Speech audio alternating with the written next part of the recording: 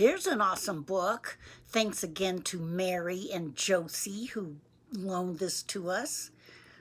Can you see what this is? It's a widow's broom.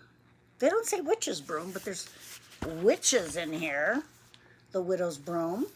And one of the things I love about this book is, remember the wonderful book that I read about the figs by Chris Van Allsburg? He also wrote this one and made these amazing illustrations. He might be he is one of my favorite illustrators of all time ever, to infinity. The Widow's Broom. Look at those witches. Witches' brooms don't last forever. They grow old, and even the best of them one day lose the power of flight.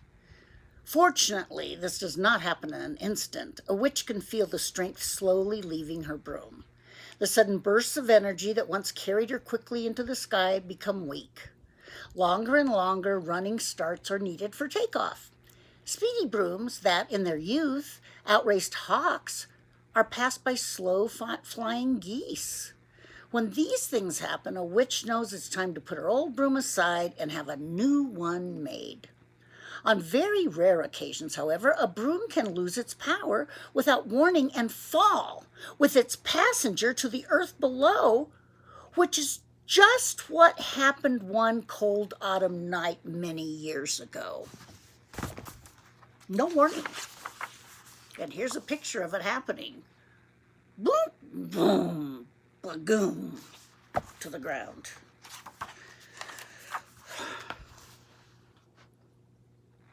Out of a moonlight-lit sky, okay, let's try that again.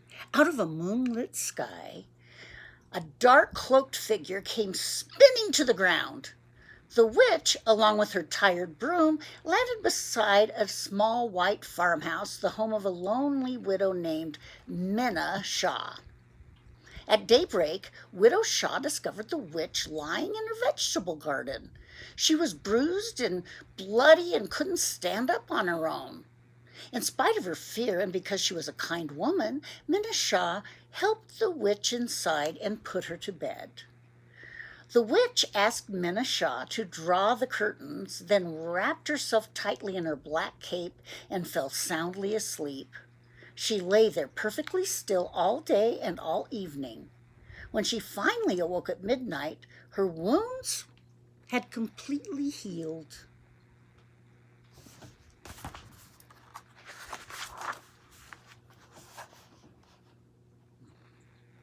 She rose from the bed and moved silently through the widow's house.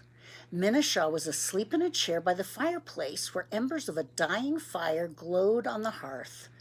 The witch knelt and took one of the red-hot coals in her hand. Outside, she made a fire of leaves and twigs, then dropped a strand of her hair into the flame. The fire hissed and crackled, burning with a brilliant blue light. Before long, the witch could see a dark form flying overhead. It was another witch who circled slowly and landed beside the fire. The two women spoke briefly, the first witch gesturing toward the garden where her old broom rested. Then they sat side by side on the second witch's broom and flew off over the treetops.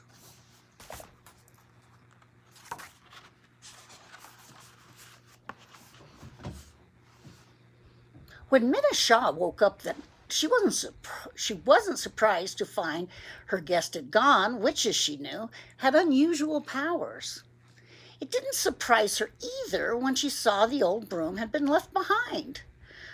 The widow guessed it had lost its magic. It was an ordinary broom now, just like the one she kept in her kitchen.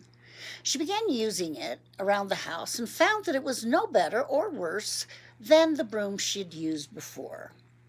One morning, Minna Shaw was still in bed when she heard a noise coming from the kitchen.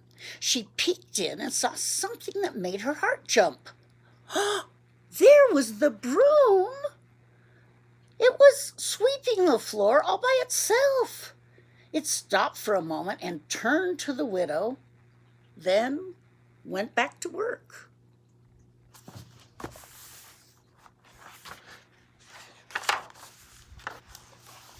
At first, Minna was frightened, but the broom seemed harmless, and what's more, it was doing a very good job. Unfortunately, it swept all day long. In the evening, to get some peace, she locked the broom in a closet, but when it tapped on the door for more than an hour, Minna felt guilty and let it out. As she lay in bed listening to the broom sweeping each room over and over, she wondered if it could learn to do other things. In the morning, she led the broom outside and found out that it was a very good student. She needed to show it how to do something only once. Soon, the broom could chop wood and fetch water, feed the chickens, and bring the cow in from the pasture. It could even pick out simple tunes on the piano.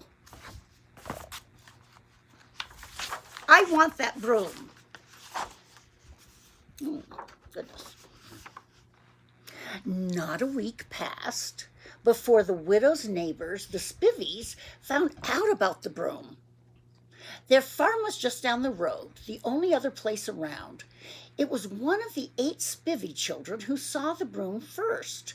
When the boy told his father, Mr. Spivey ran straight across the road to the widow's house. "Is it true?" he demanded. "Did she really have such a broom?" "Oh, yes," said Minna Shaw. "It's wonderful." She told her neighbor all about the broom and the witch who'd left it behind. Then she took him around to the back of the house where the broom was hard at work splitting wood. Mr. Spivey was horrified. "This is a wicked, wicked thing," he said. "This is the devil." The broom stopped working and, still clutching the axe, hopped toward the widow and her neighbor. Mr. Spivey, red-faced with anger, turned quickly and ran home. Look, raised an axe to Mr. Spivey. Soon, more distant neighbors heard about the broom and visited the widow's farm. The men who saw it seemed to agree. It probably was a wicked thing. But their wives pointed out that it was a great help to the widow and could play the piano well, considering that it struck just one note at a time. No one's feelings were as strong as Mr. Spivey's. "It's evil and dangerous," he told everyone who would listen. "We'll all be sorry if this thing stays amongst us." As days went by, the broom seemed as innocent and hard-working as ever. Though it had learned how to do many things, sweeping brought it the special pleasure. It was, after all, a broom. Occasionally, when there was nothing left to do around the widow's house, it would hop down to the road that separated Minna Shaw's and the Spivies' farms. The road was dirt, of course, and the broom could amuse itself there for hours. Its favorite thing was sweeping. I wish I could hear it play the piano. One afternoon, 2 of the Spivey boys and their dog walked along the road where the broom was happily at work. When they saw what it was doing, they kicked the small stones the broom had swept aside back into its path. The broom ignored them and shuffled off to sweep another part of the road. But the Spivies boys would not leave it alone. They called the broom names. When it continued to ignore them, they picked up a couple of sticks and started tapping the broom's handle. Finally, it stopped sweeping. The broom turned to the 2 boys and knocked them both on the head so hard that they fell to the ground in tears. The broom hopped off, but the Spivey dog ran after it, yapping and biting at its bristles. "Get him!" the boys yelled. The little dog leaped into the air and caught the broom by the handle. But he was not there for long.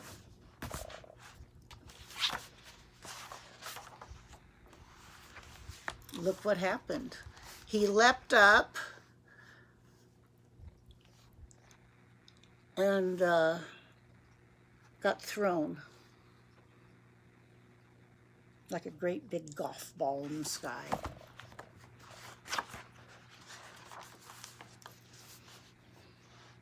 That evening, Mr. Spivey drove his wagon up to the widow's house. He was not alone. 3 men from neighboring farms were in the wagon, along with a long wooden stake and coils of rope. Mr. Spivey knocked loudly. When she opened her door, Minna was frightened by what she saw. "We've come for the broom," her neighbor told her. "It's beaten my sons and likely done worse to my dog." The poor animal was nowhere to be found. The widow could tell by their faces that the men would not be leaving without her broom. There was nothing she could do to stop them. For a moment she stood silently, then answered, "Of course you are right. If it could do such a thing, we must get rid of it." She led the men into her kitchen. "It sleeps in here," she whispered, pointing to a closet. "If you move it carefully, it won't wake up." The men knew how strong the broom was and hoped the widow was right.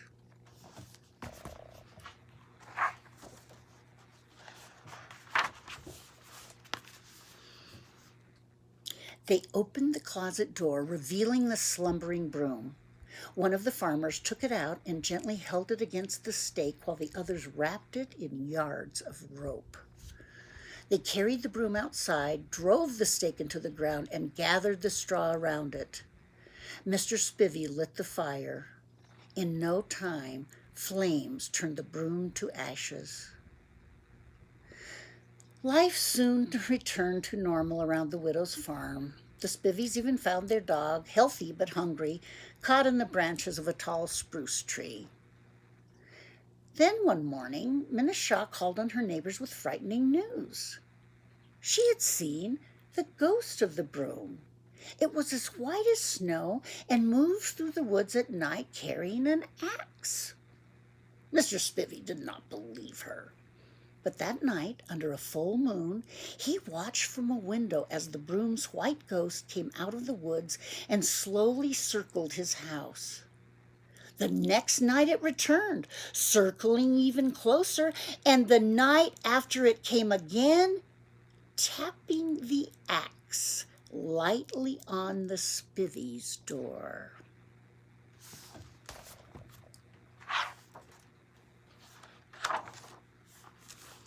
Here's a picture of the ghost broom coming closer and closer to Mr. Spivey's house.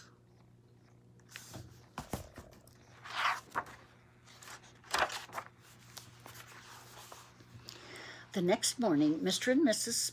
Spivey packed their dearest possessions and 8 children into their wagon. Mr. Spivey tried to convince the widow to leave with them, but she chose to stay behind in her little farmhouse. She went down the road as the wagon pulled away and waved goodbye to her neighbors. "You're a brave woman," Mr. Spivey called out. That evening, the widow fell asleep in her chair by the fire. She'd been listening to music, simple tunes, played one note at a time on the piano. A gentle tap on the shoulder woke her. She looked up and smiled at the broom. Not a ghost at all, but still covered with the coat of white paint she'd given it. "You play so nicely," Minna Shaw said. The broom bowed, put a log on the fire, and played another tune. Remember, she had 2 brooms that looked just exactly alike? She wisely gave them the ordinary broom so she could keep her friend. I wish I had that broom. Thank you for listening. See you next time.